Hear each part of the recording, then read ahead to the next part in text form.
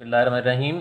अब हम बनाने लगे हैं ये वीडियो कि काफ़ को दीगर हरूफ के साथ कैसे जोड़ा जाएगा। काफ़ जो इसकी बुनियादी शक्ल ये है, जब अलिफ़ के साथ जोड़ा जाएगा तो ये देखिए, ये अपनी शक्ल का इतना हिस्सा ये हासिल करेगा।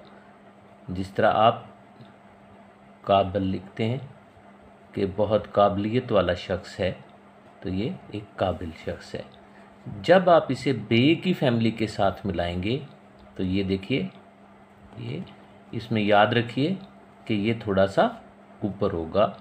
ये देखिए सर, आकिब लिख रहे हैं, काफ को लिखते हुए थोड़ा सा ऊंचा शुरू करेंगे, नीचे लाके ये देखिए, ये आकिब।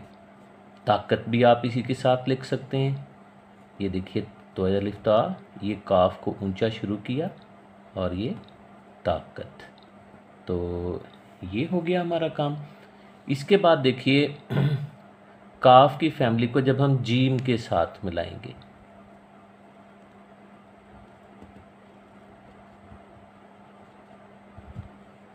के अच्छा, इसके बाद अब हम जाते हैं जीम चे हे खे, इसी तरह मिलेंगे। और इसके बाद जब हम जाते हैं दाल के साथ, तो दाल की फैमिली के साथ वाओ और ये कद। इसमें याद रखिए कि लोग हम अक्सर इस तरह लिख देते हैं, दिस इज़ रॉन्ग।